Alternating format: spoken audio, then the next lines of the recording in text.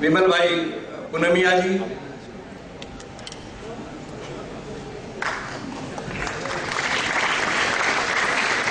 Shri Ramdev ji Agarwal is already arrived. Is on the way. Sri SP Tulshan has told me that he will join us little late because he has got interview in CNBC.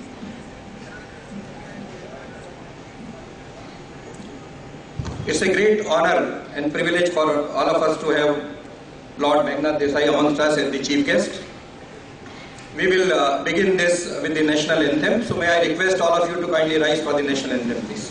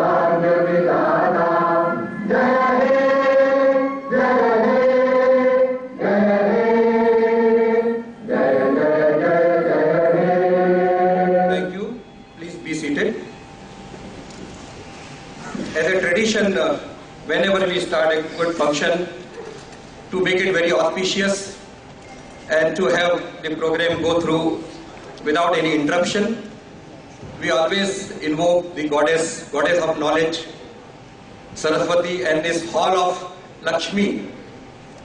We will not have the better opportunity to invoke goddess Saraswati also. And may I request our chief guest to kindly light the lamp, and all other guests to kindly join us in lighting this lamp.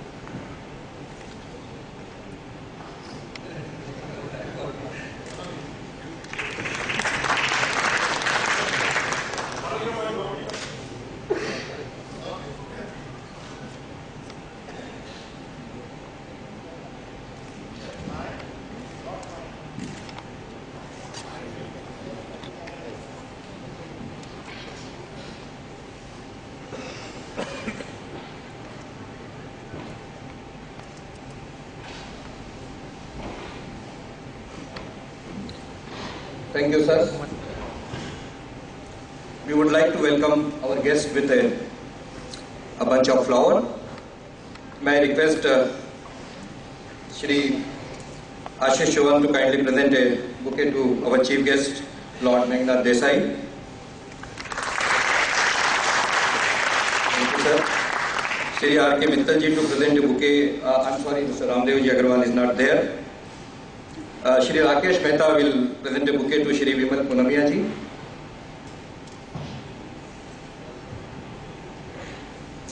He is one of our speakers this evening. And Rakesh Mehta is the Secretary General of JITO, one of the co-organization.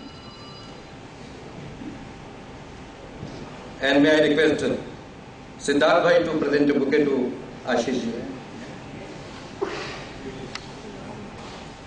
The CEO and Managing Director of Bombay Stock Exchange, in whose very hall we are having this meeting this afternoon, this evening.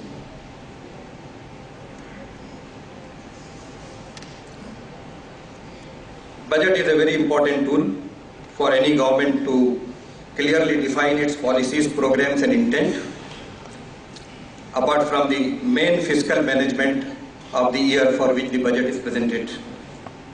And the first budget speech presented by Modi government can be defined as very practical, simple, good for governance and ambiguity free. We have very eminent speakers among us this evening, so I will not elaborate much on that, though I would have loved to. But with this, may I request Shri Ashish Chauhan, BAC CEO and Managing Director, to set the ball rolling by welcoming the guests. Thank you, Ashish.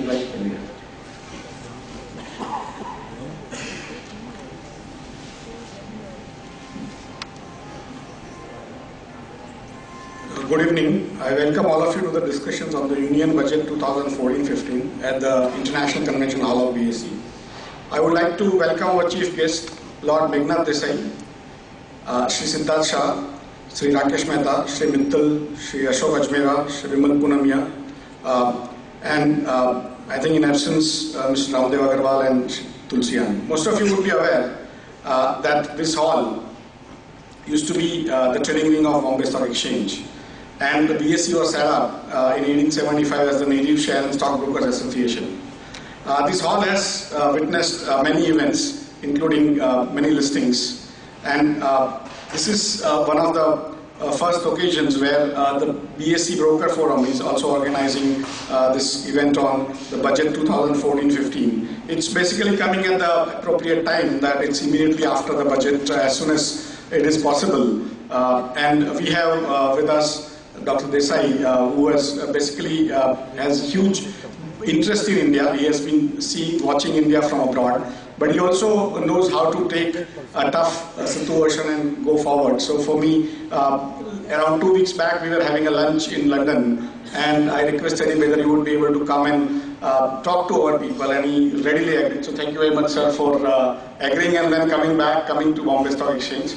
The FM has accepted a fiscal deficit target of 4.1% and so on and so forth. There is a lot to speak about. I am not an expert on budget nor on investments, so I run a stock market, which is about being a traffic police. The drivers are here, and so might as well hand over to them. The only thing I would like to say is that many of the BSE proposals have been accepted by the Honorable Finance Minister. One of them is the SME segment. We had requested for around $1 billion of fund for the SME investment in the SME sector as equities, and FM not only accepted this but also increased it to 10,000 crore. So I think it's a good sign that BSE's proposals are also now getting accepted in addition to other exchanges. With that, thank you very much for coming here, and I think we will have a great discussion today. Thank you.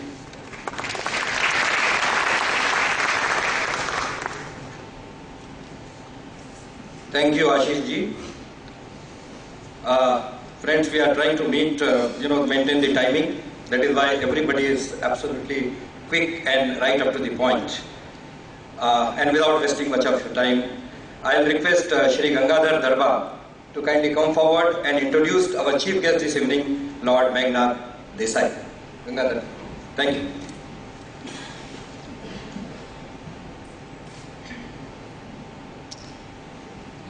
Good evening. I think it's generally customary to say when a famous guest arrives that the guest doesn't need any introduction. That's almost a cliche to say so. I think in the case of Dr. Desai, it is actually true. He really genuinely doesn't need introduction. Just about everybody in the financial world knows. But when Ashish Bhai mentioned to me about speaking on the occasion, I myself actually offered that I would like to introduce, because it's an absolute privilege for multiple reasons, that in a way we share the same teacher. Though I'm not that old, but we had an opportunity to study under a great teacher, Larry Klein. So I want to just explain. Shri Dr. Professor Lord Desai is an eminent person. You have to use as many prefixes because he is a distinguished economist, a professor at London School of Economics, a member of House of Lords, and a person of multifaceted talents. He's not just a public policy intellectual alone. He has got a very colorful interest. For many people who doesn't know, he actually authored a book on Dilip Kumar's life, and he is a great movie buff as well. And of late, we have been watching him.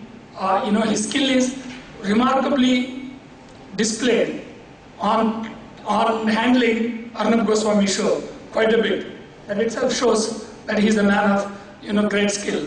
But I do want to say, the reason I actually wanted to come to introduce him was, I was always remember a Sanskrit shlokam which says, Vidvatvancha Nrupatvancha Naivatulyam Kadachana. You cannot compare between a Vidwan and a king. Swadese Pujate Raja, Vidwan Sarvatra Pujate. So it means a king is respected in his own kingdom. A Vidwan is respected everywhere. This is what it was taught to us in school. And I think Dr. Desai is an eminent example of how a Sarvatra Pujaniya Vidwan. I think in a way, we are quite lucky to hear his views, and he is known for his forthright views on many, many occasions. And with that, let me introduce Sri Desai to the audience. Thank you very much.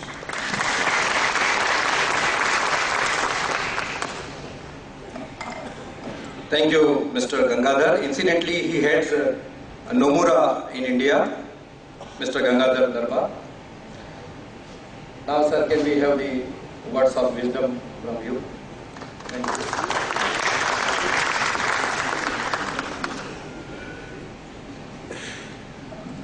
First of all, thank you very much for inviting me to speak to this gathering. I met the boss in London, and we had lunch together in Canary Wharf, and so he got me into coming. Actually, I think it's a very good thing. When the budget comes out, you're consuming like hot samosas. As it comes out, you're almost burning your mouth trying to understand what's going on. And you get one kind of understanding of the budget.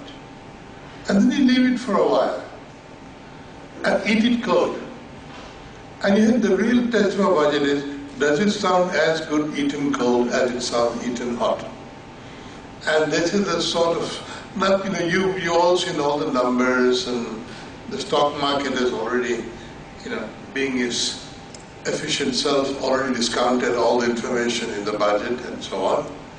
So I want to just give a perspective on where do we stand with this, and how do we understand this budget. And I think the budget is a key, not so much to the economic policy of the government, as much as the political stance of the government.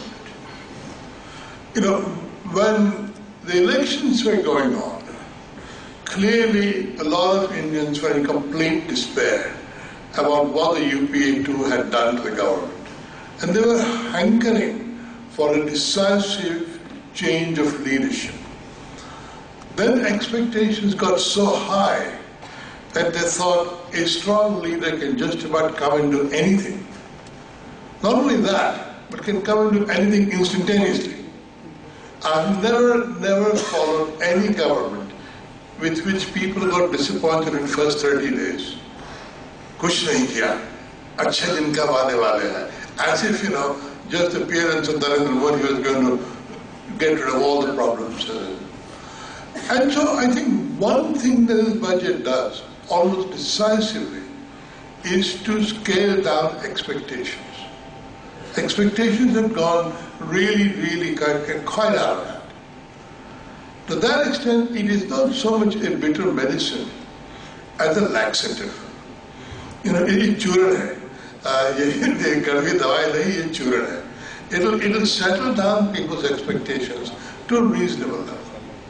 Secondly, it is the very crucial strategic choice of Jaitley to accept Chidambaram's numbers, which are very dubious, as you all know, and not raise a single question about the inheritance of the government, as they could have. But say, 4.1 is what I've been given, and while it will be difficult, I will try and achieve 4.1. Which means that the government wants to go with continuity. It doesn't want to establish its mark as a radical departure from the earlier thing. Now, obviously, many people would be disappointed with that because they expected some clear break and some whole new regime. No, the government decided, I think this is a key, a very sound key to how Narendra Modi is going to behave. He is going to be more a continuity person rather than a breakup person. In a sense, it is not unkind to say this, but think of UPA 1, which was very good. UPA 2 was a nightmare. Or at least last 4 years a nightmare. Think of UPA 1 plus a decisive leadership, and that is BJP NDA 2.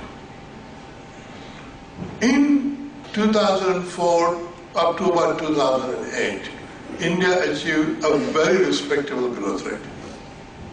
Okay.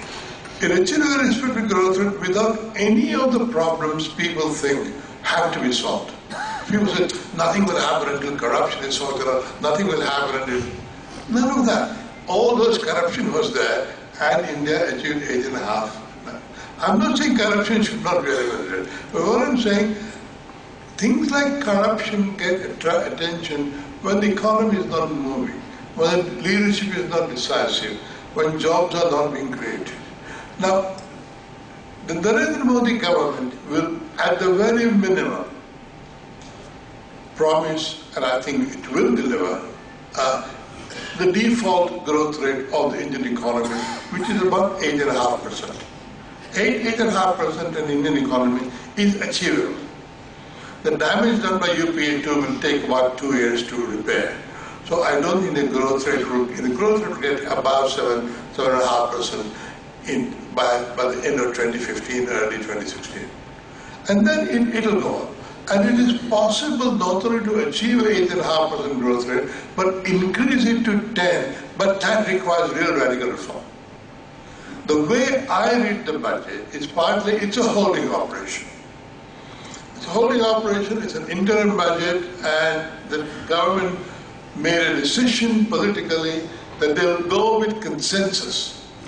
They will not go with confrontation. They're not going to stretch their majority to fight, division after division in Parliament. They're going to take people along and go, at least to begin with. The February budget may yet signal some more radical changes, but we will see. For the time being, I think what is very clear is that this is continuity plus change. The change comes in two respects. First of all, it comes in laying down openly a commitment to fiscal rectitude, which is very rarely done, and at least up to 2017 we've got a target, and let's hope it will be kept to. And secondly, it is a more active and positive attitude towards private sector, public sector cooperation, both in terms of domestic capital and foreign capital. You must tell me when my time is up. What I think this government has done is disappointed many people abroad and many people here who were expecting a more market fundamentalist government, more like a Thatcherite government. Now, BJP is a Hindu nationalist party, but people have heard the word Hindu, but not nationalist. It's a nationalist party. And an Indian nationalist party does not want to be seen to be rolled over by foreign capital, which is why the retrospective tax legislation was not reversed. More or less, and as Jaitley said, this is our right to do it. We've got a sovereign right to pass retrospective legislation. It may not be desirable, but that's nothing to do with you guys. If we want to pass retrospective legislation, we will pass. He did say that the existing cases would be settled as and when. But no issue at all that they were somehow going to do what Vodafone wants to be done at the drop of a hat. And that is a clear signal that this government is a nationalist government, very much like other governments. And in a sense, it is not going to be rolled over. It's not going to do anything which doesn't command consensus in the country. Some years ago, about 10 years ago, I advocated a grand coalition between Congress and BJP because I took the view that there's no political difference between them at all, no matter what they pretended to be, and their economic philosophy was very much alike. But the surprise is that while BJP is right of center, it is not that much far away from a left of center government like Congress. Except that Congress in the UPA 2, in the NAC avatar, did some really horrendously bad redistributive schemes. Bad not because redistribution is not good, but the way they did it was very damaging to the economy. BJP will not do that. BJP will not have an NAC. But BJP may not actually be able to do fundamentally radical reforms in its first term. Where it is like Margaret Thatcher did not do any fundamental reforms in the first term. And that's because it has got to gain credibility by delivering high growth, sustained high growth in its first term, before Narendra Modi will get a license to do whatever he likes to do in the second term. Now, Narendra Modi also is partly a romantic, because he has this great belief that he can make public sector units more efficient. That every Indian Prime Minister has two great delusions. One is that he will solve the Kashmir problem, and secondly that he will make the PSUs more efficient. They're both delusions, but we have to live with those delusions.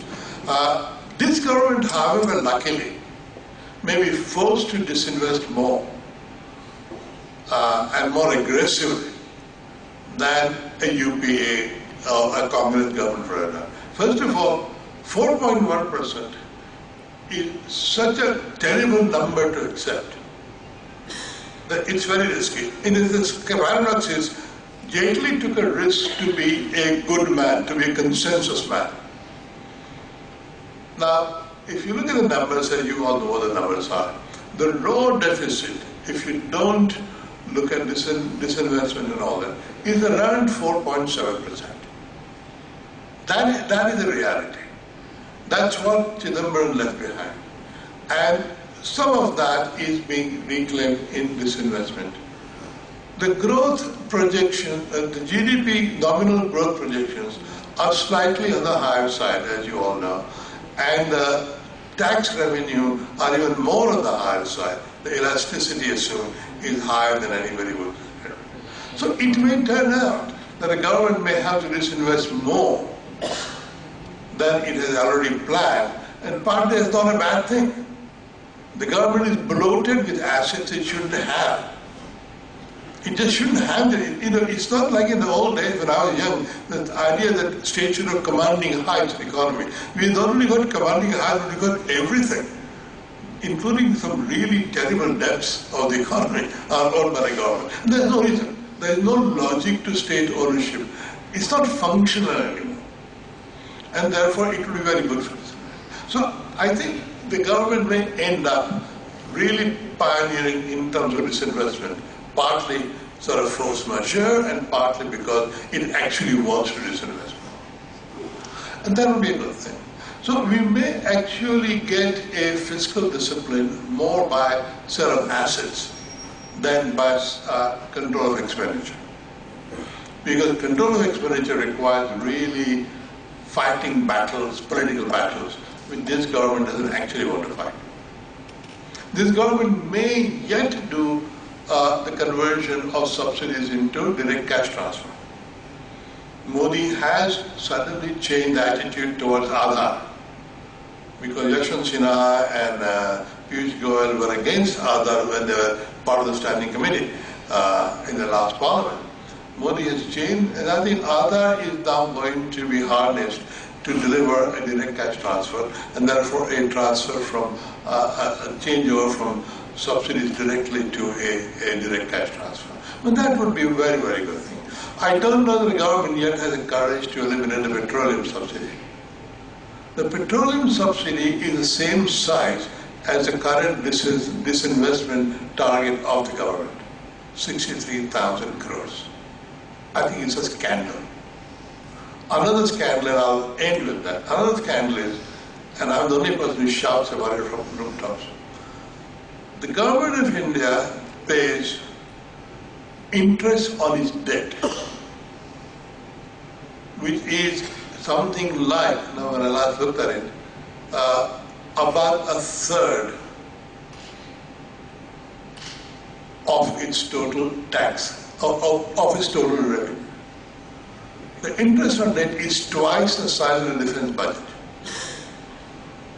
It is a crazy country in which the largest item of government expenditure is interest on debt, when the government owns all the banks which buy the debt. And this is a topsy-turvy world. And I do hope that enough divestment and all this allow government not only to balance the budget, but actually reduce the debt. If they can do that, that will make more, they'll give more room for doing health and education and urban development than anything else the government can do. But let's hope that they'll do that. They're avoiding silly battles, and let's hope they have energy to fight the good ones. Thank you.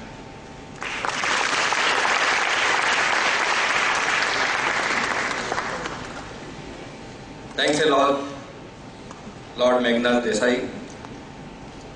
Yes, he can make the PSU very efficient.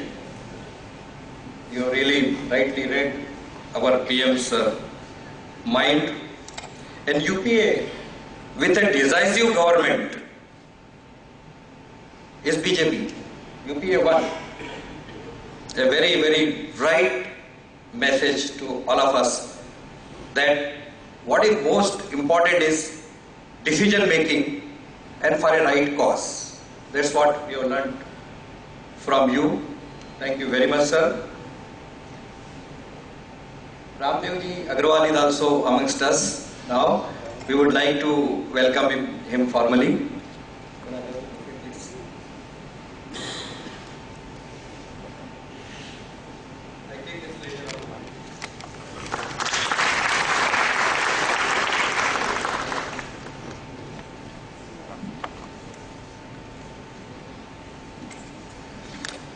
Taking a lead from Mr. Gangadhar, I am also reminded of a Sanskrit shlok.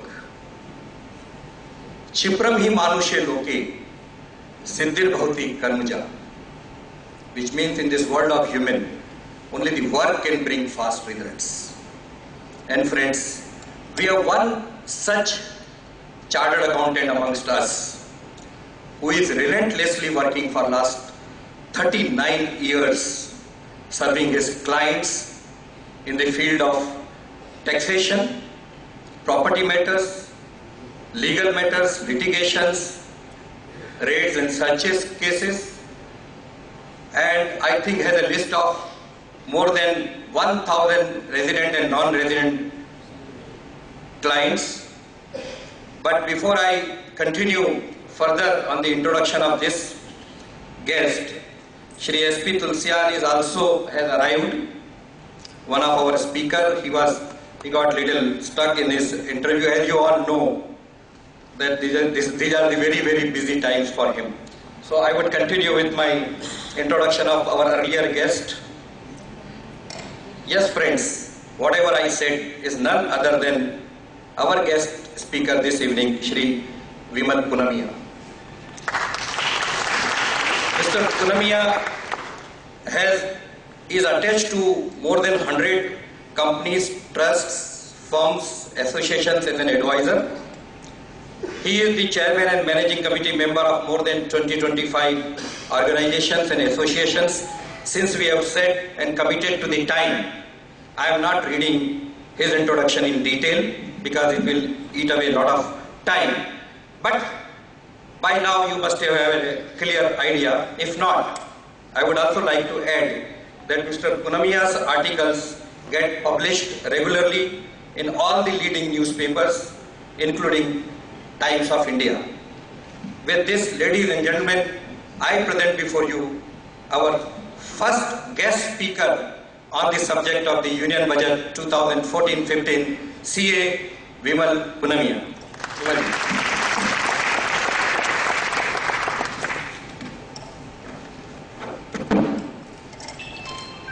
Respected Lord Meghnad Desai, Sri Ashish Kumar ji Chauhan, Ramdev ji Agarwal, SP Tulsian Sahab, Sri R.K. Mittal ji, Siddharth ji Shah, Rakesh ji Mehta, Ashok bhai Ajmera and friends.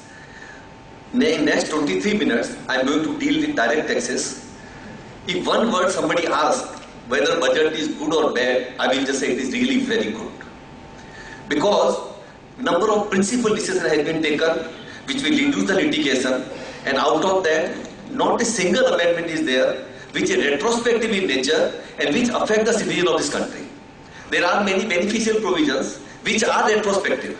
But charging section, always in budget we see 10-15 amendments are there which is effective from assessment year 64-65, 95-96, 2003-4, and many times I feel department cannot travel beyond 6 years. So what is the use of making amendment right from 64-65 or 75-76? But then, where whatever assessment has been completed, those cases are not affected.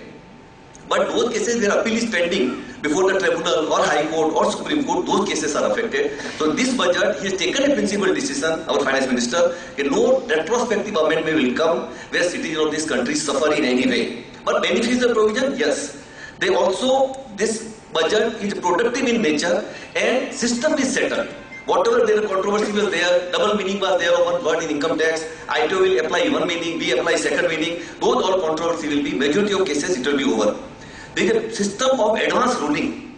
If you are going through one transaction, you are doubtful whether it will be taxable or exempted, then you can write in advance to the income tax department before your transaction starts, and they will tell you within a reasonable time, yes, this item is taxable, not taxable. And accordingly, whatever opinion they give, that is binding on SSC, but still not binding, that is binding on a department, still not binding on SSC. The SSC want to challenge in the court, again he can do that. And if you feel this item is taxable, I don't want to go through this transaction, one can easily avoid it. So this will reduce litigation to a great extent. There is a settlement commission body which has been given number of vast power, which is already there. It is like a Ganga Snan, so when somebody commit all the offences, and if I don't want to levy the penalty, rest will be finished completely. Or for example, he go in the litigation, his whole life will go in litigation. There are such cases, one go to the settlement commission, 3 chief commissioner of departments is there after retirement, and they decide the case. They have all the power to waive the penalty, waive the prosecution. So now more and more power has been given to the settlement commission. So SSC, who is in difficulty, who has created, done some wrong, who committed certain offences in Income Tax Act, can go to the settlement commission and once for all the penalty can be waived, and he can concentrate more again on the business. So sir, and many things are there which is simplification in nature, and like transfer pricing fees. Overall, I personally feel it will reduce the corruption, reduce the timing, reduce the litigation. Now friends, I will go one by one what are the important amendments. Wherever it is a routine in nature, I will just point out. Wherever some discussion is required, I will discuss. Basic deduction, earlier which was 2 lakh, have increased now to 2.5 lakh, which we all know. So each and every SSC got some relief of 5,000 or 16,000 or 10,000, some amount is always there. Senior citizen who are exempted up to 2 lakh 5,000 to 50,000 earlier, now increased to 3 lakh rupee. Very senior citizen who is of 80 plus, their deduction will remain at 5 lakh only, which was there. 80C deduction, there are 23 items like life insurance premium, provident fund, lesson certificate, and fixed deposit of the bank, repayment of loan of the housing loan. Such 23 items, if you pay, earlier deduction was available to the extent of 1 lakh rupee, which have increased to 1,50,000 rupee. If I take a loan, today price value has gone up like anything. Yesterday I got a call from Lota Builders. In buying the cost of the flat is 3 crore plus. So whenever we buy the property, we have to borrow from the bank. Now earlier deduction which was 1,50,000 increased to 2 lakh. So let us take a family of 4 person. Myself, my wife, my son, 1 daughter. We borrow from bank 1 crore rupee. Normal I have to pay 10 lakh rupee interest every year. So we all can claim the joint property is there, 2 lakh each. So indirectly, every individual who has got income up to 6,40,000, Senior citizen of 60 years have income of 7,40,000. Very senior citizen of 80 years have income of 9,40,000. If you do a proper planning, one is not liable to pay the tax. So I feel personally this is a great relief. And particularly in the situation when tax has gone down by 7.5%, what collection they estimated last year. And overall situation is not good. Monsoon always we know what is the position. So in that situation, he has not increased the tax and reduced the burden of tax of each and every citizen. This is a good sign, and I personally feel अच्छे दिन आ गए हैं. Industrial, there is 25 all industry who heavy industry who purchase a plant and machinery up to 25 lakh crore of rupee per year, they will be given additional depreciation or additional investment allowance to the extent of 15%. So normal depreciation will be there, additional depreciation which is already there. Now investment allowance which will be not reduced from the cost of the products, cost of the machinery. This is extra benefit, extra bonus. And I personally feel heavy industry will do well, and overall I think market also will go up because of that. There is a section called ATIA. Tax holiday, power sector, distribution of power, generation of power, such items have been given further extension of 10 years and they can produce more and more power. So this will also boost the economy of our country. Again 35 AD section 2 more items are added like infrastructure and pipeline for the iron ore. So that also, I personally feel both items benefit has been given to Adani or Reliance because they have such other industrialists will start now, they already have such facility, so they will get immediate benefit out of it. Foreign loan, where all industry would take the foreign loan, earlier rule was like this. When I borrow the interest, I borrow the money, I have to pay interest. And there 5% TDS was there. If other party have PAN number, if other party have no permanent account number, then 20% TDS was there. Now they say whether a foreigner have PAN number or no PAN number, TDS will be only 5%. And normally when you borrow from a foreign country, the foreigner is not interested what TDS is there in India. He says, I want net 5% or net 4% or net 6%. You pay TDS of your country. So our industry which is paying in TDS now will have burden of only 5% and not more. Even I have to pay, it will be 5% only and not 20%. Foreign dividend, many person keep money outside India, and Reserve Bank also allows $75,000 per year. You can buy property, you can invest in shares, you can do whatever you like there. So those investments, if I earn income, earlier I was paying tax there in that country. Forever I have shares of Singapore company. I pay tax there. Money comes to India. Again I pay 30%. So now they say India में tax will be only 15%, and whatever dividend you get from outside. So whatever money lying there outside India, and many persons don't bring the money. They spend there only. So such money will come to our country, and again that will boost our economy. And I personally feel that is good for market also. New bond will come, one for real estate, one for infrastructure. Mutual fund will be formed with a consultation of SEBI, and person will invest in those bonds. Those institutions will give loan to the builders and other places after verification. So this will also be a good, proper, well-managed plan of funding to the builders and other things. There is a section called 51. To save time, let me state you an example. One of my client has sold one property to one builder 3 years back for 150 crore. He received 25 crore in advance, 125 crore paid in installment. In meantime, in 2009, price was going down. So the builder backed out. So my client said, I will forfeit your 25 crore. So then what happened? The builder have filed case against my client, my filed case against the builder. End of the day, they settled out of the court. My client forfeited 15 crore, 10 crore was paid back to the other party, and deal was cancelled. Now question came whether the 15 crore is taxable or not. Now before the amendment, law was like this, 15 crore is to be reduced from your cost. Now cost of my client was only 5,000. He purchased that plot in 1947 when Britishes were going just for 5,000, and he got now 150 crore for that, and 25 crore, 15 crore is forfeited. Now the 5 crore will be 5 lakh will become zero, and remaining whole 14 crore 99 lakh 95,000 is tax free. Now after the amendment, your cost will not reduce, cost will remain where it is. But whatever money you forfeit, that will be subject to tax under section 56. It means that will be added to our normal income, and you are liable to pay tax at the rate of 30% in case amount is substantial. So that major amendment is there in this forfeiture right. Normally, if TDS is not deducted from the various amount what we pay, then expenditure was to be disallowed. That was even for resident person, I pay the TDS before filing the return. Before 31st July or before 30th September, that expenditure was allowed. But as far as non-resident is concerned, if I deducted tax and not paid to the government within time, or I have not deducted at all, then that time limit of filing the return, pay up to filing the return was not there for non-resident, and that expenditure was disallowed. So now they say for resident, if I can pay the tax before filing the return, for non-resident also same system will apply. So if I deducted the tax or not deducted the tax, I can pay the tax before filing the return. Assuming I have not paid, then expenditure will be not disallowed to the extent of 100%, but it will be disallowed only to the extent of 30%. So 70% still it will be allowed the expenditure, even TDS has not been deducted. So this also will be a big relief to the citizens of this country and all business community. Unit Trust of India, which was exempted, again extended to 2019. Government securities, we all know Vodafone case, what has happened. Somebody sells shares sitting in Africa, sells to UK party, shares of Indian company, Vodafone with tax was charged, Bombay High Court decided against us, Supreme Court decided in favor, and government amendment with retrospective effect.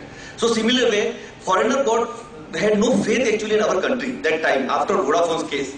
And foreigners were not coming to our country. So make it simple, government say, if anyone deal in a government security outside India, seller is not resident, buyer is not resident, that item will be not taxed in our country and the person can deal in those items. So that is now part of the law. ITO cannot interfere in, because normally what happens, whenever one word have double meaning, income tax officer will decide in his favor, we discuss in our favor and better go litigation. And litigation in our country, it takes years and years and years. So now wherever complications were there, they were part of the act now. So things have become more and more simple and they become very simplistic. Commodity transaction, like we had derivative transaction after 1st March 2006, it will be taken as a business income. They provided STT is paid. So similar way in commodity transaction also, now if CTT is paid, then those will be also taken as a business transaction. If I have a loss in that, it will be adjusted in my other business income. If I have a profit in that and have business losses, those can be set off. So this also will boost to the commodity transaction tax. Pension scheme, government employee get the pension. After that, on that officer, he might get the pension. The private sector pension system is not there. So government brought some scheme few years back. Any employee who joined after 1st January 2004 will be given, he can take the benefit from the government by contributing something in the pension scheme. Now that is extended to all the employees, whether you started job after 1st January 2004 or before that. So that also a good, for private sector employees, it is a good start. Of course, rate of change tax remain as it is, surcharge continue. Dividend distribution tax have come. Earlier, company was liable to pay, for example, I am getting dividend or company declared dividend of 85 rupees. Company was liable to pay 15% or 85 rupees, 12 rupees. Now they have to make it gross up. 85 is the net amount, 85 is going to 85%. What is 100%? 100% will be 100 rupees. Then you have to pay 15% of 100 rupees. So certain 2-3% tax will go up in case of dividend distribution tax. And Tulsian Saab said yesterday, the final collection of government will increase by nearly 5,000 crore. So this is a hardship as far as dividend distribution is concerned. Then I think many chambers, they are writing back to the finance minister, he may reconsider it. Unlisted shares, etc. Those shares now earlier to time are 12 months for making a short term, up to 12 months short term, more than 12 months long term. Now that have increased to 36 months. If shares are held for 36 months, it will be taken as a short term. 36 months and 1 day more, it will be long term. And normally, whatever benefit was there, that it was exempted or whatever not exempted, then now system is that if long term capital gain is there, unquoted share, we are liable to pay tax at the rate of 20%. After indexation. Foreigner earlier had a benefit not to claim indexation and pay simply 10%, that is abolished. So one has to pay straightway after claiming indexation 20% tax as far as long-term shares are concerned, and debt, bond, etc. Those companies who claim deduction of 35AD, 100% writing off plant and machinery, they write off, second year they transfer their company to somebody else or wind up the business or go to BIFR. Such company, if they don't continue business for 8 years, same business where they claim benefit under 35AD, then the benefit will be disallowed, case will be reopened, and they will be allowed normal depreciation. Whatever extra benefit they have claimed will be disallowed in future. So one has, if you take a benefit under 35AD, you have to continue business at least for 8 years. So wrong person will not able to claim the benefit. A small truck owner, they go even from Bombay to Nagpur, at 5 places they have to give bribe to policemen. There may be some puncture, there may be some accident. So now, and they are all uneducated. They can't maintain proper accounts. So for them there was a facility. A small truck, they have to pay 5,000 rupees per truck per month income. Big truck 5,000, small truck 4 and 5,000. And accordingly multiply by year 12 months and multiply by number of trucks. So now they said per truck, small or big, it will be 7,500 per truck. So for example, I have 4 trucks, 7,500 per month, yearly comes to 90,000. 4 trucks with 3,60,000. I claim various deduction of ATC or whatever available, and balance I pay the tax. So I don't have to maintain the books of accounts. My case will not come under scrutiny. So this is a benefit to the small transporter. Many institutions claim deduction, or many company claim deduction under section 35AD and also under section 10AB. because their SEZ and various other benefit is there. Now government says you can't claim double benefit. You decide whether you want to go under for 1080 or 3580. So only one benefit will be there, and whatever tax is payable, they have to pay their own tax. Foreign company, we all Indians are used to that. Whenever we make the capital gain, I to treat it as a business income. We saw as a business income, he treated as a capital gain, and the hundreds of cases are there. There's no time, so I can give you example. But foreigners don't like that. They want to be very clear what is the position. So for foreigner, when they invest shares in India through FII, it will be taken always as a capital gain only. So they don't have to go through our hassle. We show capital gain, department take as a business income. We show a business income, department take as a capital gain. In their case, it is very clear. Long-term capital gain exempted. Short-term they have to pay 15%, and it will be taken as investment only. So this is also clarification in nature. And for our individual, for resident, Supreme Court have decided one case in case of Gopal Purohit's case, and that said even, for example, I buy 10,000 shares today of Reliance. I have option to show 5,000 as an investment, 5,000 as a trading item. And I can show accordingly in the balance sheet. Whatever I sold as a stock in trade will be treated as a business income. Whatever I sold in investment, it will be taken as a capital gain. So for resident, Supreme Court have already taken clear, and Finance Minister have given relief to non-resident. So overall, I feel that this litigation which is going on department, third or fourth appeal in tribunal comes about capital gain versus business income, that will be now abolished and things will be simplified to a great extent. Trust claim came deduction under section 11 or 23. Many trusts claim certain deduction first under section 11. So whatever money they spend, they can claim exemption, and later on they come under section 23, 1023. That says we are educational institution, medical institution, university, so our income is not taxable. So accordingly now, like 3580 versus 1080, here also amendment is there. Trust has to decide in beginning whether they want to go for under section 11 or under section 1023. Depreciation cannot be like many trusts. What happens? Charitable trust. For example, I have a charitable trust. I make one college in Rajasthan in my farm, and I spend say 2 crore rupees.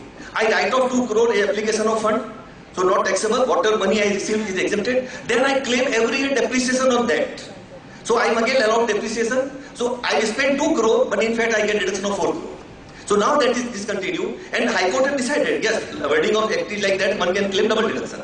Now act is amended. If I write off whole thing in the beginning, then I will not able to claim depreciation. In case I want to claim depreciation, I should not write off in the beginning, so I will get that. So I will spend 2 crore, I will get deduction of 2 crore only and not a 4 crore. So this is also one type of simplification in nature. Commission can cancel certificate of charitable trust under section 12AA, provided for earlier commission had no many small power that if trust is not working as per the object, then commission can cancel. Now they given more power. If trust is a religious trust, if trust is a religious trust, trust is for a particular community or person like author, benefit is given to the settler or trustee and invest in prohibited bond. Then of course commission will be able to cancel. All ministers have their own charitable trust, and in case they have any trust where building is constructed or some money is received, and money is received in cash where no name of identification is there, then that trust has to pay 30% tax on such income. I will time will elect these 3 months. I will correct only a few important things. Many persons made the system of cash system of accounting, mercantile system of accounting, and they maintain 2 set of books of accounts. Now law provide I can maintain only 1 set of books of accounts. In case even I am maintaining mercantile system of books of accounts and I want to show cash system, I can file a return showing net profit per profit loss account and do all adjustment to come to the cash system. Or in case I am maintaining cash system and I want to file return on mercantile system, I can take that benefit as per cash system, as per profit loss account, whatever profit, and do those adjustments. So I don't have to maintain 2 sets of books of account. In 1 set, I can do whatever I like. Those companies who deal in shares and they have their object of shares, earlier IPO used to treat as a speculation activity if my percentage of that transaction was lower than whatever prescribed. So now they say, if my object is there to deal in the shares, and even I do a small number of transactions, still it will be taken as a business income or business loss, not a speculative loss. Then there is another amendment, important amendment under section 54. As of today, law is that if I sell 1 house, I can buy 2 houses, flat number 101, 102. 1 flat in building A, 1 flat in building B. Bombay High Court has decided against the SSC. They say no, one can buy only 1 flat. Karnataka High Court, Gujarat High Court, Madhya Pradesh High Court decided in favor of SSC. They say even singular include plural, and if sell 1 flat, you can buy a flat, 2 flat or 3 flat also. Now law is amended, you cannot buy, if you sell 1 flat, you can buy only 1 flat. Earlier law was you sell property in India, you buy property anywhere in the world. I sell flat in Bombay, I buy property in USA. I buy property in UK, I allow deduction. Now law say you have to buy property only in India. And 54 and 50, whatever benefits were there, they are at par. I can sell property in India, buy in India. Under 54F, if I sell any other than the property, like shares I sell, jewelry I sell, then I have to buy one property. If I already have one, I can buy second. If I already have two, I cannot buy third. But I have to buy, whatever I have to buy in India only. Now, income tax officer can issue under section 54 EC, there was section, if I sell the capital asset, so I can invest within 6 months in certain bonds. So for example, I sold the property in month of January. My 6 months will get over in June. So I invest 50 lakh before 31st March, 50 lakh after 31st March. So I can claim reduction of 1 crore. One High Court has decided, yes, this is correct. And all tribunal have contrary view. Many tribunals say yes, many tribunals say no. But now law is amended because ceiling of 50 lakh is there. So if I invest before 31st March, then I cannot invest after 31st March. Or I will invest after 30, within 6 months I have to invest 50 lakh of rupee. There is a section called 281B. That section says, ITO can attach the property of a citizen. If department, even as on today, there is no demand. Demand is going to happen in future, but department will, the party will disappear. Then they can attach the money. Now, movement order is passed, the attachment is out. So, and after order is passed, demand is recoverable within 30 days. So within 30 days time, party sell the property and do whatever adjustment you want to make. So to avoid that, now they say if property attached in the section 281B, that will continue 60 days after the order is passed. So within 60 days, ITO will remove one attachment, put another attachment. Friends, I am trying to cover whatever I can do because time is not there. Thank you very much. After hearing Vimal bhai, it is sure that bullet train is definitely coming. So, thank you very much. आपने जिस bullet train की जैसे अपनी जो speech दी विमल भाई, and lot of things, which in spite of reading all the newspapers and the budget speech and other things, which many of you still must not have discovered, those points have been highlighted by Shri Vimal Punamiya, and he is known for it. Only thing, because of the paucity of time, he couldn't cover all the points and he has to go a little fast. Thank you. Here is the second speaker of this evening as far as our budget speeches go. And again, looking at him also, I am reminded of a Sanskrit shlok. उदये Savita रक्तः रक्तश्च इस्तमने तदा संपत्तो च विपत्तो च महताम एक रूपता, which means, और हिंदी में जब सूर्य उदय होता है तो वो लाली लिए हुए होता है और जब अस्त होता है तो भी सेम लाली रहती है, उसमें आप अंतर नहीं कर सकते कि ये सुबह का उगता हुआ सूरज है या शाम का अस्त होता हुआ सूरज है। इसी तरह जो विद्वान लोग होते हैं, संपत्तो च विपत्तो च महताम एक रूपता, वह अच्छे टाइम में, बुरे टाइम में, संपत्ति में, विपत्ति में एक सरीके रहते हैं। उनके व्यवहार से, उनके फेस से आप ये कभी मेकआउट नहीं कर सकते कि उन्हें तकलीफ है या मार्केट में तकलीफ है या मार्केट अच्छा है। Yes, I am talking about the man present here, Shri Ramdev ji Agarwal, which is synonymous to equity research in India. Shri Ramdev ji Agrawal is the Joint Managing Director of Motilal Oswal Financial Services Limited, which is a well-diversified financial services firm offering wide range of services. I don't have to elaborate it.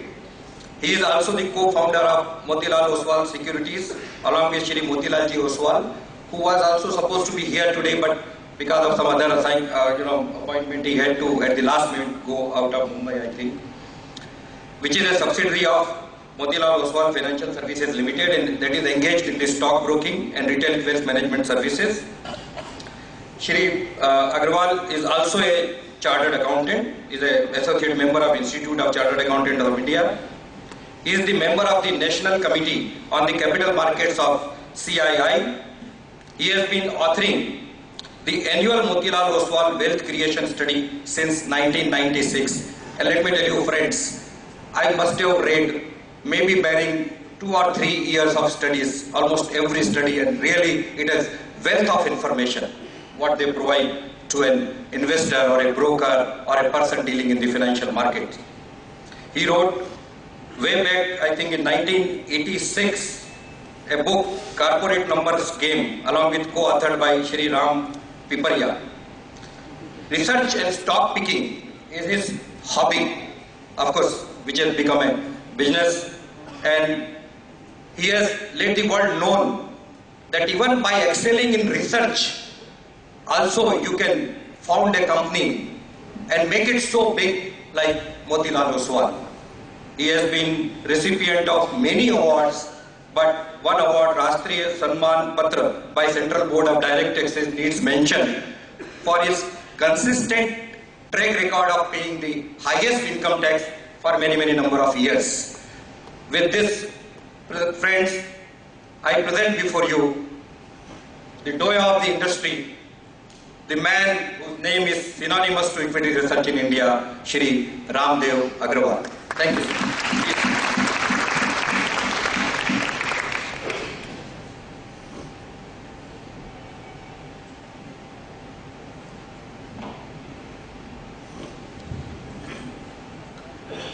Good evening, friends. Sitting on dais and all the people in this beautiful hall. It's always a pleasure to come to Convocation Center here in BSE and speak to the investors, investing community.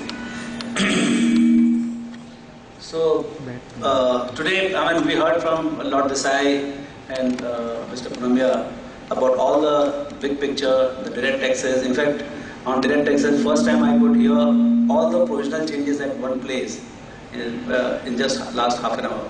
One other thing which, I'm not going to speak on budget because in any case I understand very little about budget because you make money in the market despite the budget. So we have to figure out how to make money whether there is a budget or no budget, and I think we'll talk about that. But I think it is most anti-investor budget, I can tell you this. Because investor at the end of it gets only dividend. And we were demanding for last 1 year, I've been in every forum, I've been trying to figure out how to abolish the dividend distribution tax or at least significantly reduce it.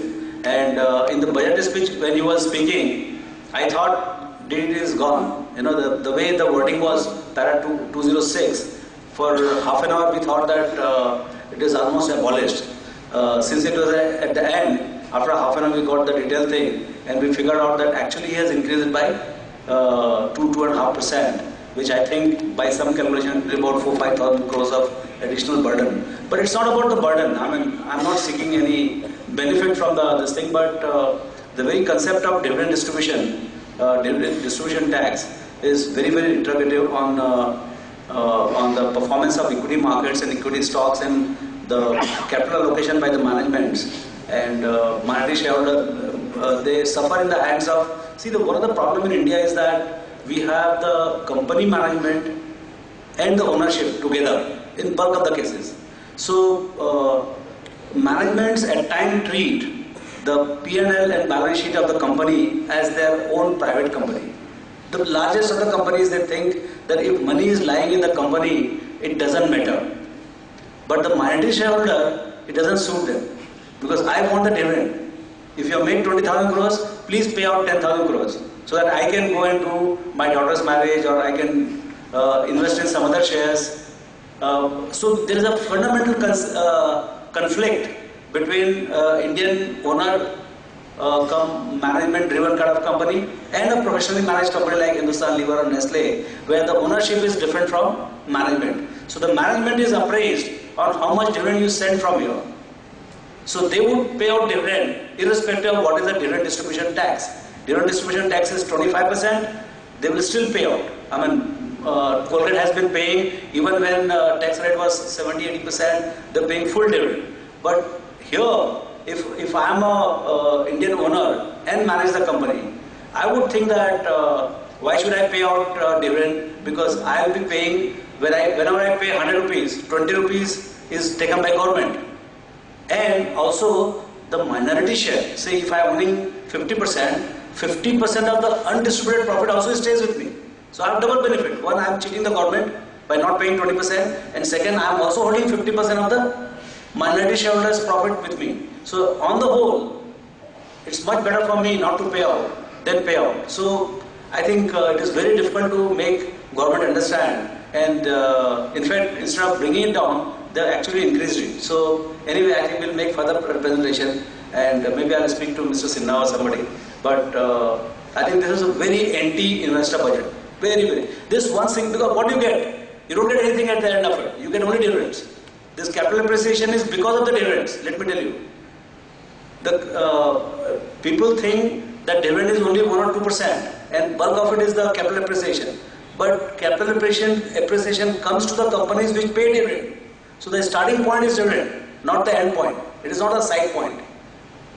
A cow for the milk, it's like having a cow which is very fat and beautiful looking, but doesn't give milk. What is the value of it?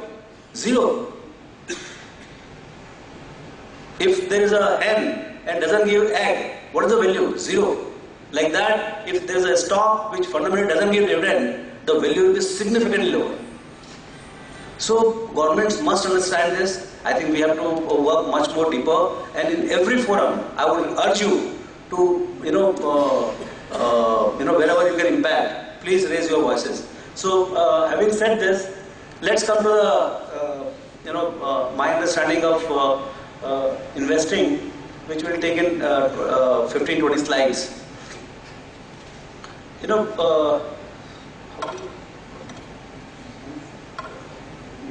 Okay. So downs are temporary, ups are permanent. Now, as Mr. Modi has come, we have to see how investing is to be seen in this environment. What happens is, I'm in the market for the last 30 years, and very rarely you get an opportunity where you can see 4 or 5 years of what could happen to the nation. What could? Nobody knows the future 100%. I mean, one could never. But at times you get a sense that here it is going to be like this. So in 95-96, first time I saw that that Y2K is going to come. I mean, this has to be sorted out before in next 3-4 years. And hence the opportunity to make money in the technology companies like Infosys, Satyam and all is very high. And all the stocks went almost 50 to 100 times in 3 to 4 years time. That was the opportunity, I think. I mean, I bought 2.5% in Mastech, 2.5% in Infosys. They became 40% of the portfolio in 3-4 years. So you made easiest and largest money at that point of time. Now, after 10 years, we got another opportunity like this, when Modi government has come. First time, a majority mandate and a very weak opposition. See, one is that majority mandate they got. When they wanted 272 plus BJP, NDA, they got 272 plus BJP. That itself is a huge difference. And it was known only on 16th of May. Before that, even Mr. Modi didn't know that it is going to be 272 plus BJP. Very fundamental difference. Second, Congress is only 44. It's like Manchester United versus Mohan Bagan. I mean, like, you can score as many goals, you can do nothing. So you have a very, very good mandate. I mean, fantastic mandate for the person who wants to work. Then third, it is not an emotional mandate. This is not my mother has gone away, or I have lost my son, or I lost my father. Hence, give me sympathy way. He has earned it hard way. It is a competency mandate. We are the freaks in the stock market. We are passionate about the stock market. He is passionate about politics. He wants to achieve something in life. He doesn't have financial ambition. He doesn't have dynastical ambition. He wants to go down the history as amongst the biggest statesmen this country ever had. He wants to build this country probably bigger and better than China, if not some developed country. But for that, you require 10-15 years of mandate. So he has a 5-year mandate.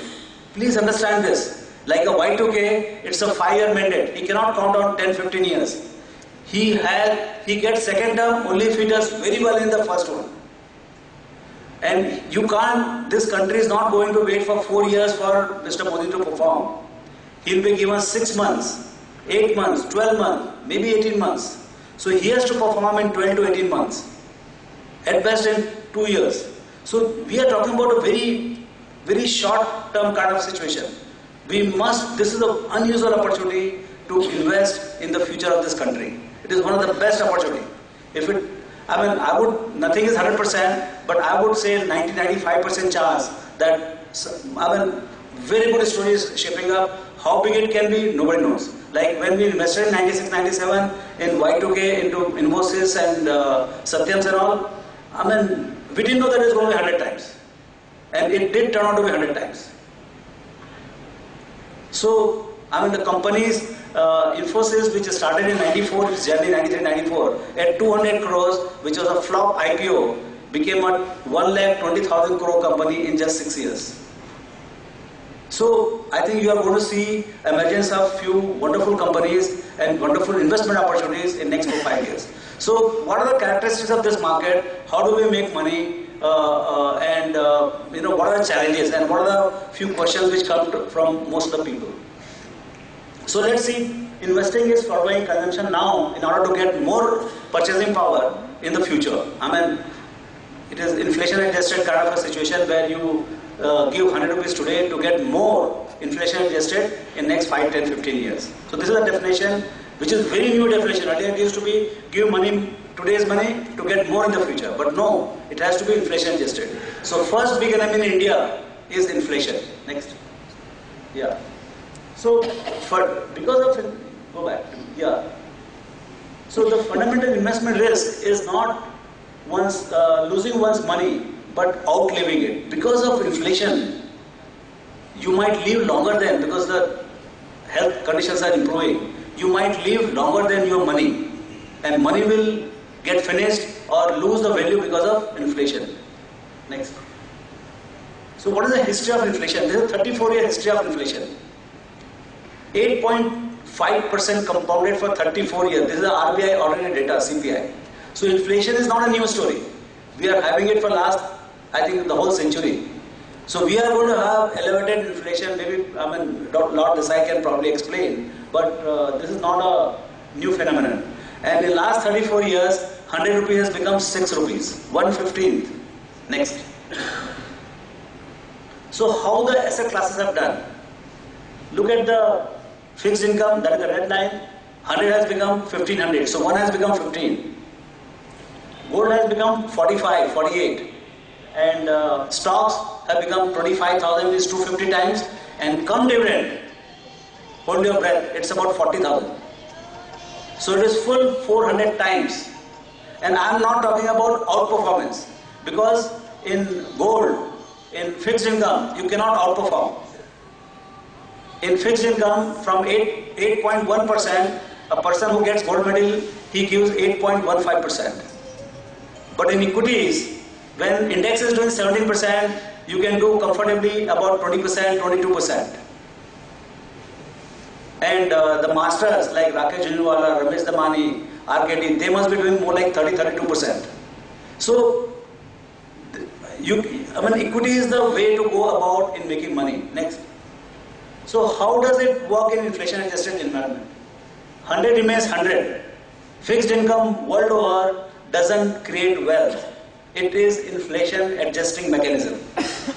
Whether you go in America, whether you go in Europe, whether you go in Japan, India, your inflation rate will decide your rate of inflation. Inflation is post-tax, rate of return in the fixed income is pre-tax. And now government has made it sure that it is a pre-tax. So all the FMPs and all where you used to get 9-10%, it's all gone. He saw the presentation and he said, I'll make sure that it is pre-tax. So that is gone. Now you have to equate, but inflation he keeps it still post-tax. So you have a big problem. How do you beat the inflation? Next. Yeah. So people ask, why to invest now? Market has gone up so much from 6,000 to 7,000, 7,500. Next. So I think the real challenge now is that you might miss out 25%. I'm not afraid of, somebody says, these are all quotations of some wise guys somewhere in the world. I am not afraid of being the next 25% down take. I am afraid of missing the next 100% take. One cannot time the market. Right now, if you are trying to figure out whether we should buy at 7,200 or 7,300 or 7,400, You know, I mean, 16th May, even Modi was not knowing that it is going to be 272 plus BJP. So very unlikely that market is going to go below 272. Very unlikely in normal circumstances. So you are left with 300-400 points gap. I mean, whether it goes to touch that or not, I don't have any clue. But if you keep sweating about 3-4%, 5%, even 10% downside, and then I'll buy, then you might be missing on, and by chance if that correction doesn't come, and particularly in the stock which you want to buy, if that correction doesn't come, you know, then you are missing hundreds and thousands of % of gain in the entire investing process. Yeah. So I think, yeah. Okay. So the downside, the fear of downside, the moment I buy, I'm going to lose 10% or 5%, which has been the experience of most of the people. Not only you, but me also. Whenever I buy, always it goes down by 5-6%. But I don't stop buying. I keep it pushing. I keep it pushing. I buy very aggressively in the beginning. If something I start buying at 145, I'll keep buying at 150, 155, 157, be done with. The moment I stop, it goes down to again 145. I'm happy. Because the point is, if you keep bothering about this, because I'm not buying for next 1 month, 2 months or 5 months and I'm going to sell at 200 rupees. I'm buying for at least 10 times or 20 times, 30 times. And actually what happens is that it delivers that. I bought one stock last year, this Gujarat Pipavav at about 45 rupees, and Rakesh knows that. I kept on buying, and at that level when you buy, what happens is you want to buy 5 lakhs, you get offer for 50 lakhs because everybody wants to get out. I said, what is wrong? Then I said, okay, I want to buy only 2 lakhs or 3 lakhs or 5 lakhs. Then we bought whatever quantity we wanted to buy. And then stock very promptly, I bought till 55, it came down to 48, 49. Then the first result came. Straight it opened 55. Then the second result came after 3 months. It went to 70, 72. Third result came in December, in March. Again it went to 110, 120. Now the entire infrastructure story, import, export boom, everything is starting. Today it was up to about 130, 132 or something like that. I was in America and he sent me SMS that stock has crossed 100. So, you know, but I don't bother, you know, but I mean, I've done it, it's packed, boxed, everything. I bought it for 10 years, it is going to be lying there. If the story turns out right, it's very good. If it doesn't turn out, in that case, we'll move on, buy something else. So, what I'm saying is, don't be worried about 2, 3, 4%, 5% correction. If you like the stock, if it is a long-term bet, please go ahead and complete that. Next. Quality versus valuation. I always say that 90-95% of the problem comes because of the low quality of stock coming into our portfolios. Because they are cheap. In equities, you get cheapness by the low P multiple. In debts, you get cheapness by higher yield. 25%, 30%, 35%. कोई भी कोई percentage में पैसा दे देते हैं. वो पैसा वापस आना ही नहीं. Same in equities. The moment you buy 2-3 P multiple or 4 P multiple, a bad company which you don't understand, mostly that is a permanent investment in your portfolio. Never you get anything. So always stick to the quality. Always stick to the quality. And if you can get very high quality, very cheap, of course you must sell everything and buy equity only. But this is the fourth quadrant of high quality, low valuation, high valuation. The deep green is the place where you must back up the truck and buy as much as you can buy. Don't bother about timing anything. If you ever get anything cheap and very high quality, I don't know. The last year I bought one was this GPPL, which was wonderful quality, top quality port and run by Danish company, APM Terminals, and around about 10-12 P multiple. It was like dream come true. So one stock which comes to my mind, which is very new, but it is not that cheap, but very high quality business, high quality management, very long term, not very cheap, somewhere in between buy right, sit right. It's the United Spirits. United Spirits they don't take much profit, but I think long term is going to be. This country has just started to drink, so. With Modi Sahab, though he doesn't drink, but I think he's creating an environment for much more drinking sessions. So I think quality high. Now when the quality is low, now the problem is when the quality is low and valuations are low, which was when the index was 5,000. You know, at that point, it is a perfect thing to do, buy low quality at low price. The problem is, it comes into home, low quality, it quickly rises 3-4 times, but you don't know when it has crossed from low price, low valuation to this danger zone, the red one, deep red. This is a suicide point in investing. When you buy low quality at high price, and you don't know when it has become high priced. So that's why I said I don't want to get into this low quality zone at all. Because I have suffered enough. I mean, in 35 years I have suffered maximum because of this particular quadrant. Low quality is somehow coming into the portfolio. They'll always give you pain. More pain than, I mean, sometimes you'll make money, get out, but most of the time you'll be stuck and you'll lose money. On the whole, you'll lose. So that's my experience. So we try to buy right means buy high quality and at reasonable price. Next. Another thing is, in high quality stocks, downs are temporary, ups are permanent. Think about it, what I'm saying. If you look at the index as a whole, BSE index, yes, it goes up, it goes down, it takes sometimes 1 year, it takes 2 years to get to the new high. I mean, in Harshad Bhai took it to 4,500 and it took 10 years for it to go to the next new high. So that was a 65p multiple and those kind of things, exorbitant. So it took some time, but most of the time, you'll find that in 2007, it went to 21,000, it came down to 8,000, and again it went to 21,000 within no time. So, and in stocks, high quality stocks, HDFC Bank, HDFC, TCS, they go down for 6-7 months and again they hit the new high. So downs are temporary. You see the example, TCS, Infosys, next. In index, it is much better explained. But the low quality, the concept is just the opposite. Downs are permanent, ups are temporary. You decide what you want to buy. These stocks which have gone 3-4 times from 10 rupees to 20, 30 rupees, they are very temporary, those levels. They will crash and again they will show their color to come back to 7 rupees. It is guaranteed because they don't make money. They are broken business models. Nobody can hold them up. And when a good company goes down, you cannot hold them down because they are making every day bigger and bigger amount of money. Next. So how much should I invest? You know, I mean, most of the people are very rich in India. They are so rich that they themselves don't know how much money they have. The rich people, they have so much of money, they actually don't know. And they are not investing enough in equities. That's why we need foreign support. Otherwise, this country doesn't need $10-20 billion from foreigners. In a $2 trillion economy with 30% savings rate, I think $100-200 billion is like a breakfast money. But we don't get it. We will get it. At 50,000 index, you see how much money will come. You just watch this. It just happens. You get 1% of GDP in 1 year. In 2008, at the peak, when they should not be buying a stock, they bought 52,000 crores. That is more than 1% of GDP. Now GDP is 120 lakh crores. In 2 years' time, whenever foreign Indians will come, they will come with 150,000 crores in 1 year.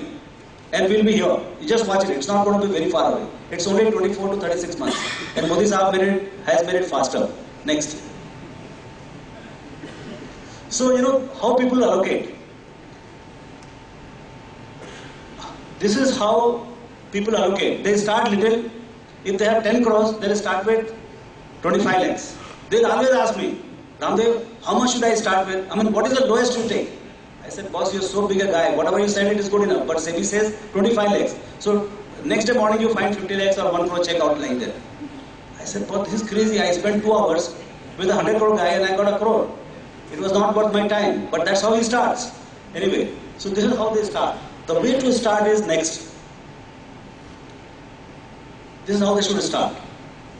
When index is at 7,000, you should invest like this, like a simple pyramid. Maximum allocation at the beginning and least at the top. People, what they do, and that's why they don't ever make money. They start small and they keep, as the index keeps rising in cyclical economy, they invest highest at the top. The average is actually lower than the middle. So when the market crashes, it goes right below their average purchase price. So actually they don't make any money. They are there in the market for 5 years, but they actually end up making losses. And that bad experience, again they start the same thing next time. They say, I'm very unlucky in the market. You meet so many people, they say, I'm very unlucky in the market. But what you did, you try to realize. So, one of the problem is how do you allocate? Next. You see, this is the thing which I was saying. Investors timing go wrong. Whenever people come to me, all the real estate guys, they are saying, sir, I've got 5,000 crores worth of land, 500 crores of land, and how should I start and all. So, and I don't like equities because real estate is very good. I said, very good, why are you wasting your time as well as mine? Because he's feeling very bad because his neighbor is making money in stocks. He's not making money in real estate, but his neighbor is making money in stocks. So he's examining. I said, if you don't want to sell your real estate portfolio or you don't want to allocate in stock, very good. You love that product, you keep away. But don't come at 50,000. Don't start liking equities at 50,000. This is what really happens. People change their view at higher prices. Next. Now, how much should one allocate out of the portfolio? The person is saying, this is one of the most best financial planner US ever had. This guy says, before the retirement it should be 100% and make sure after retirement also it is 100%. Because, you see, the point is, you have to beat the inflation. The retired guy needs the equity money more than anybody else. You and me who are earning, probably we don't need that much on your portfolio. But the person who is retiring, he must see that money lasts him longer than he lives. Next. So, I think these are a few thoughts on investing, which I'm also learning from these quotes, and this was a wonderful opportunity to speak before you. But as far as the market outlook is concerned, my sense is, as I said, this is a rare opportunity. People ask me, when did you become bull in this market? I said, I started the business 27 years back. So for 27 years, we are doing bull market only. For us, India has been 27 years bull market. I think the next 27 years also will be even bigger bull market. Now the issue is, do you want to time this 5-10% of the downside? If at all there is one. I don't know whether it is there or not. But if you want to time that, it is all the best to you. And better you get the bottom of the market and sell that at the top of the market. But that's a fool's paradise, in the sense that these tops and bottoms are made for fools and liars. The guy who says that I bought it exactly at bottom of the market and now I sold it at 7,700 or 7,800. I think those guys, they're actually not seeing what is the market. So my experience is, buy high quality companies, buy as much as you can afford to buy, and not be bothered about it, and just stay on. And another thing is that if you can't do it yourself, please hire a manager. And India has wonderful managers who will take care of your money for 1.5%, buy the products, buy the stocks, and I think you'll do very well. This country is set to make a lot of money through the stock market. This is the time to encash on it. Thank you very much.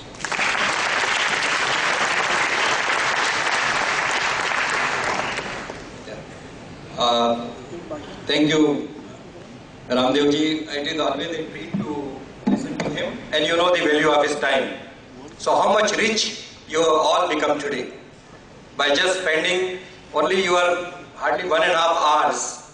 And what he says, the guy who gave 1 crore rupees him to for manage, he said, it is not worth even my time for the meeting which I had with you. So how much valuable his time is, and in such a short time, how deeply he explained the whole concept of investing into the equity market. I mean, just go back and think that you are taking a lot with you here with his talk and his presentation. Thank you, sir, for being with us. Tulsianji is also there with us now, and I would request the R.K. Mittalji to kindly present a bouquet to Tulsianji.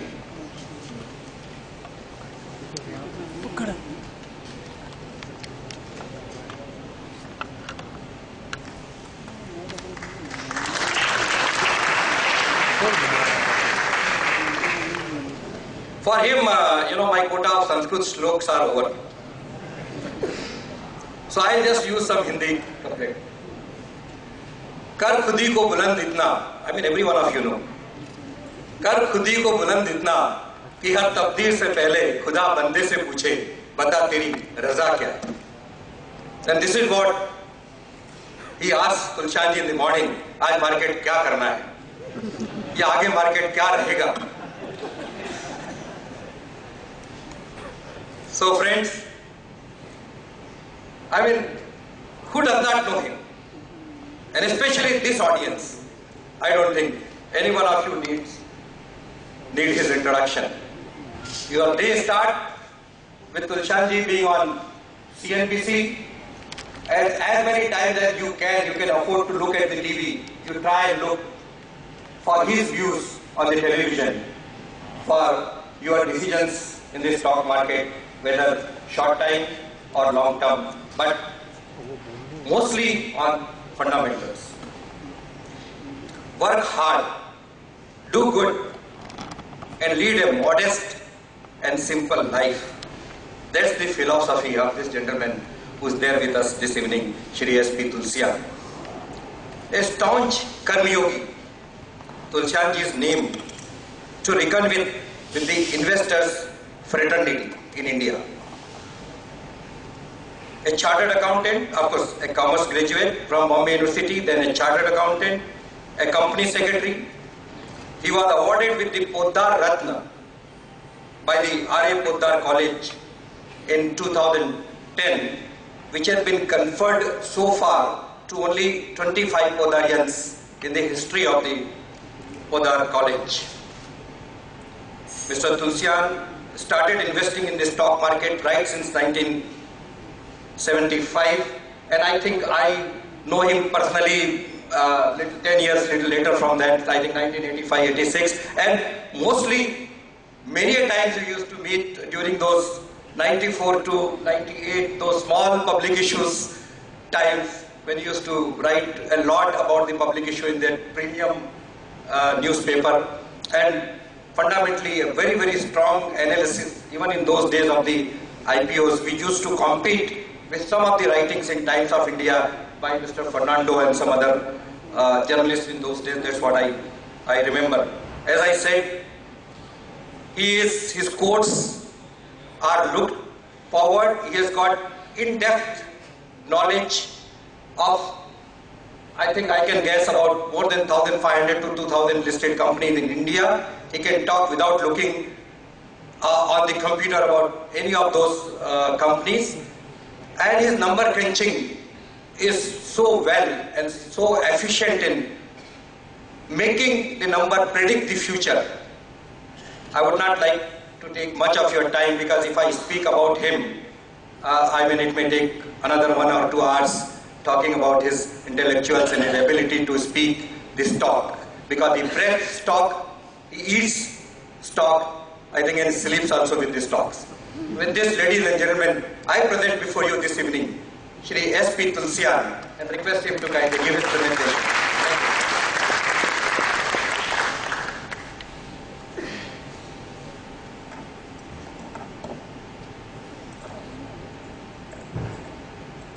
Thank you, Ashok, for kind words. Eminent dignitaries on the dais, ladies and gentlemen, good evening.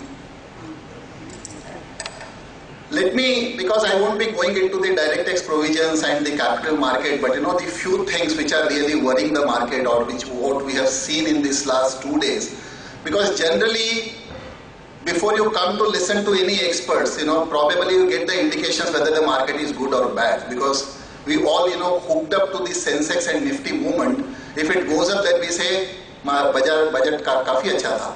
And if it goes down, then we say, दम नहीं है इसमें, कुछ मजा नहीं है, बेकार है budget. So I won't, I'll detach myself from these index movements and all that. But if I just need to, I'll call it as a very pragmatic, growth-oriented budget. But yes, it has severe weaknesses also, which Ramdev ji has, explained, and I'll little, because that is what I have been saying in my last 3 lectures, which I had at the various places, criticizing this DDT, where again the typical bureaucratic tinkering has happened, and how damaging that is going to be in the time to come. I'll come little later on that. But many of the allocations, which we see having made in this budget. Firstly, let me come to the expectations. We have all seen the firebrand campaigning, done by the Narendra Modi. So I won't call it as Arun Jaitley budget. This is definitely the budget of Narendra Modi, because this is I have in fact said on the day of counting that there has been a change in promoter of the PSU stocks. Earlier Manmohan Singh was promoter, and now the Narendra Modi has become the promoter. And see the valuations. Sometimes we see the company changing hands from one promoter to another, and then see the valuations going or hitting the sky. The classic case has been again of United Spirits Limited, which Ramdev ji has given you an example. When it was with Vijay Mallya a couple of years back, or maybe 3 years back, it was ruling at 400. Now it is with Diageo, it is ruling at 2400, 6x. So I think you have that effect, you have that what you call Midas touch of a person, which we have seen in case of Narendra Modi when he came into the power, or when people have started expecting him to come into the power. So that kind of firebrand or that kind of Modism has not seen in this budget. See, budget is very good. What I'll say that I won't go into all the items where I'll just pick up 1 or 2 items as a case study, and more on the banking recapitalization, where a lot of apprehensions have been expressed by the experts on this electronic media in these last 2 or 3 days. But if you really see the total allocations, they are all ultimately be leading to the good growth. May not be seen in this 1 year, but definitely it will be seen in the next couple years, or maybe in the next 3 years. So it will be wrong to call them as a socialistic or populist, because generally if you see the first budget of the new government are always praised by everyone. Why I'll say everyone? Because populist measures are always missing from that budget. Populist measures will come in the 4th budget of Narendra Modi. Even he will not be an exception. And generally, the people, whether you talk of corporates, you talk of the superpower lobby people, those who have been into that lobby, or who keep the good rapport, networking, they can't afford to criticize the budget. They will always say budget looks very good, even if you have increased the excise duty on certain industry, and if you ask that promoter, he'll say it is a pass-through, and we won't get affected, and this is a very good budget. So generally, the first budget of any government never gets criticized. But as I said, that a lot of allocations has been made in the budget on the developments, on the growth, on the projects. I'll quickly take them up one by one. But the entire amount, he is banking on, or to get mobilized from FDI and the local investors. But have we kept them happy? Is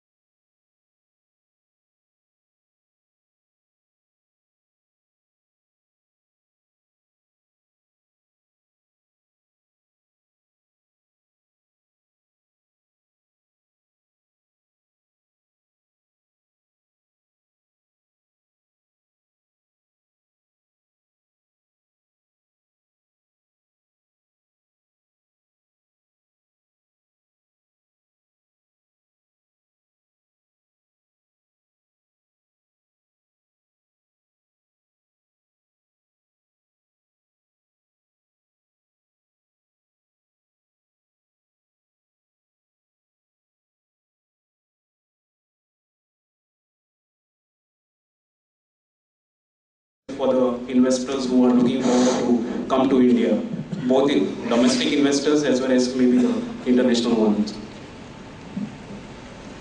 I believe that the key was there's no highlight in the budget for either foreign investor or for the domestic investor. Because he did things, life goes on like it always did. There are no big signals. I think if he had actually gone for both defense and insurance to 51 rather than 49, and if he had really let the previous retrospective taxation cases, but given decisive judgment on them, how to sort them out, that would have been the signal that India is really, really open for business. What he has given a signal is India continues to be as open for business as it used to be, but with a slightly bigger smile than before. And there I think, it's difficult to judge because the budget is a political budget, it's not an economic budget.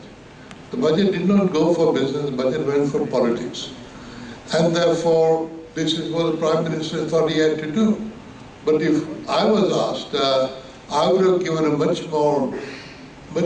louder budget with much more clear distinction between the previous regime and this regime, gone much more for foreign investment, much more for domestic investor. That has been the case. So I think that, we don't know whether he'll do it in the February budget or not. But right now it looks the government is going softly and not raising any heckles anywhere. I think there are two reasons for it. First is drought and other is inflation. They really got scared of.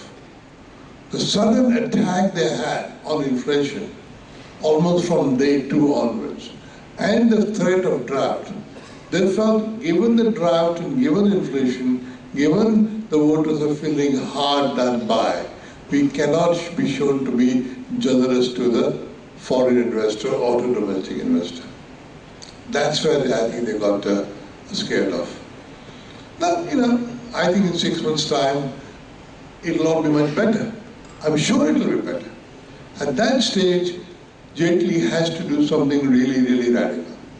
If it doesn't do radical at that stage, then we can forget it. Then we will chug along, but we will not reach the big heights. Anyone else? Yes, there behind, the gentleman in the, I think, green shirt.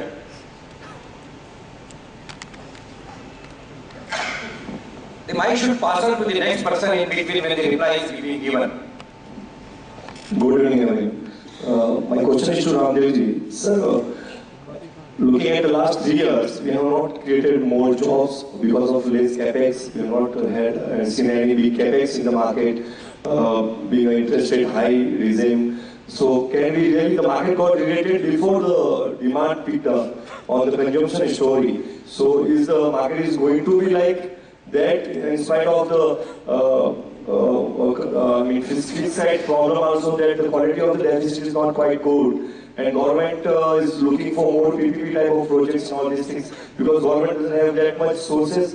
On the current account deficit also we are having problem of bending gold and all these things. So are we really related the market in the short term? Are we going to outperform market like this only, or we are just whatever we see the easy money being made is not going to be very difficult in the future? Thank you.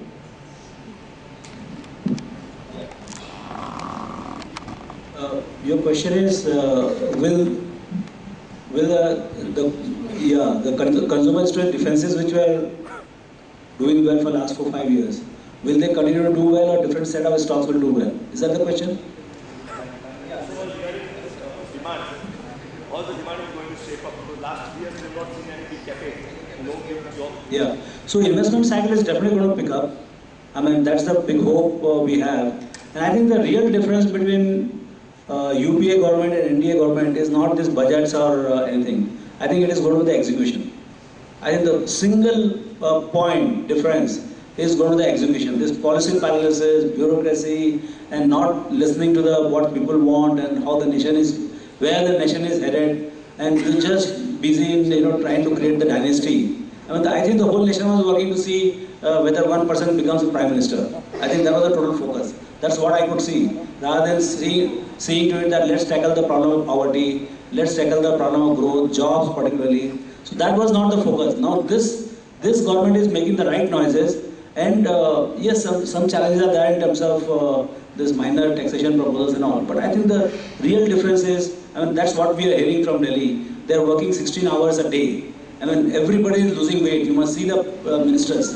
They all become thin. So clearly they are working hard, and message is going very loud and clear that you have to work hard. You have to start in the morning at 9 o'clock. Sushma Swaraj comes at 9 o'clock. I met somebody very senior from foreign ministry.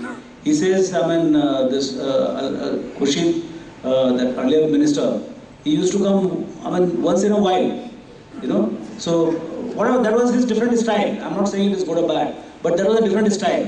Here you cannot get away from not coming to the office and not reporting, and it is not 30 days for any memo to come. It has to be 24 hours, 3 days, 2 days. So there is a complete follow-up. We know when we run the company, what it means. It's like being a headmaster in a classroom, or there is no headmaster in the classroom. The way, as a kid, the day on which class teacher is not there, you used to create massive chaos. And the moment teacher is there, there is an orderliness. So Narendra Modi is there as a headmaster out there. And I think he was missing. So I think that's one of the big difference. So this country can create, which is the first company which came into picture? Maruti. See, they have shown 33% growth in this thing. So you cannot figure out which company will do well. When there is a barish, all the rivers will be flooded. But which river to, where do you invest? Because there will be money made all over, let me tell you. Whether it is a cap good companies, whether it is consumer companies, whether it is cyclicals, non-cyclicals, small, big, mid caps, everybody will make money. Because there is going to be prosperity all around. And it is not a regulatory arbitrage. कि चलो दिल्ली में हमारे दोस्त हैं तो ये कर लेंगे वो कर लेंगे. I hope that doesn't happen again. So I think it's going to be a fresh breath, and hopefully it is the first time we see here. So what I say is, last 25 years we made good money despite the governments. We will make in next 25 years much more money with the help of the government. That's the whole thought process. Yeah, the last question we can take. My question is to Ramdevji or Tulsianji. On the one hand, the government hopes that there will be no retrospective tax. And regarding the debt mutual fund, where they have now, when it is with effect from 1st April 2014, if they can do it from 1st April 2015, then it's okay. But you can't, I have made my investments based on the last year's policy. How can they change the law like this? I think this is mother of all the retrospective amendments. I think Finance Minister cannot hide in this. They can keep making speeches. I think this will come for, big criticism, maybe even PIL. Because somebody bought 1.5 years back, sold it, consumed the money, and now you say they pay the taxes. Just because you're in assessment year. So I think this is very unfair. I think they need to change and tweak the date. Maybe they have to say that schemes announced after this budget, so 1st August or something like that. I think there will be something coming up. I am sure about it. It's very unfair. Thank you for your questions. Tulsian sir? No, we are now short of time. We have a few pleasantries.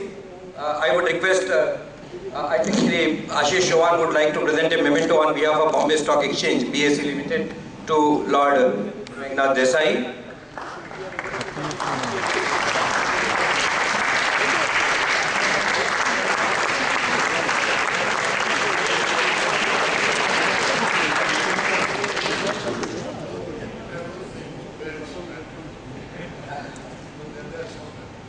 Thank you, sir. I would request Siddharth Bhai to present a memento on behalf of BSE Brokers Forum to Ashish ji.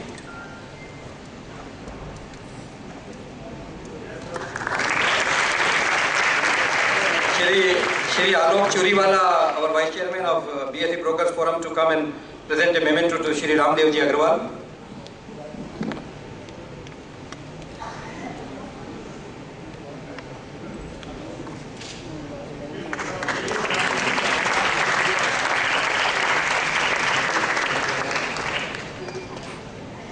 request Shri Uttamji Bagri, a very, very important member, rather the main pillar of the BSE Brokers Forum, to kindly come forward and present a memento to Shri SP Tulsian ji. Uttamji, has he gone? Okay. Nagji Bhai, one of our board member of BSE Brokers Forum, to present a memento Shri SP Tulsian.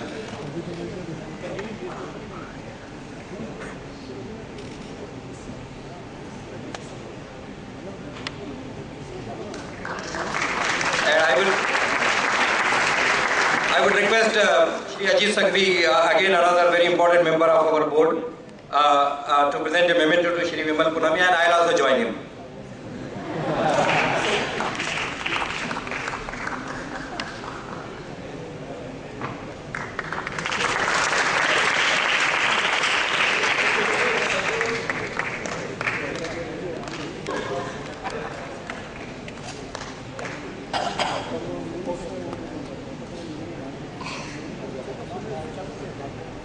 Yeah, I think I have missed that we have to present a memento from on behalf of the BSE Broker Forum to Lord Meghnad Desai also, and I would again request Siddharth Bhai to do that honor.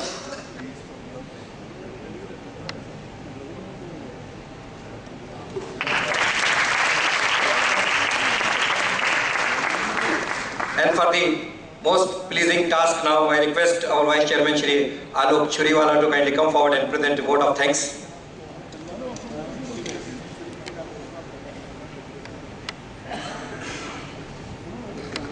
Good evening, friends. Without further ado, let me get on to the pleasant business of delivering the vote of thanks. Today we have witnessed a range of emotions from fear to hope. Hope that the markets will do excellent, and fear that all is perhaps not well with the budget. There are certain hits and misses. For helping us negotiate through the entire maze of direct taxes, we heartfully thank Shri Vimal Punamia ji, thank Lord Desai for being our esteemed guest of honor, for having taken off his valuable time and giving us an insight as to what the view of India is, both from abroad and, as someone said, internally and externally.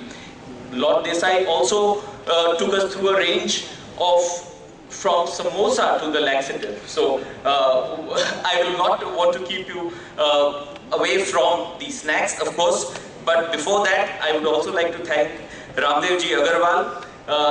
He has given a completely new perspective. Most of us are professionals sitting here, but a completely new perspective to how investments ought to be done. And I think for the youngsters in the audience, I think it was great learning, as every moment that you don't invest is a moment too late. Mr. SP Tulsian, who very candidly and very incisively told us about some of the things that the government ought to have been done, and how the investor is perhaps not given his fair due. And at this, I think the forum has been striving and will continue to strive to make representations to all the authorities of all the misses in the budget, and hope that in the February budget those are corrected. I would like to thank our co-hosts Jito and International Vaish Federation. I should also thank Ashish Ji Chauhan, although sometimes it becomes a little improper to thank him because he is here in multiple capacities. He is part of us, but yet he is the owner of this hall, and which he lets us have very graciously. He also, with his esteemed presence, just sends us in raptures at times.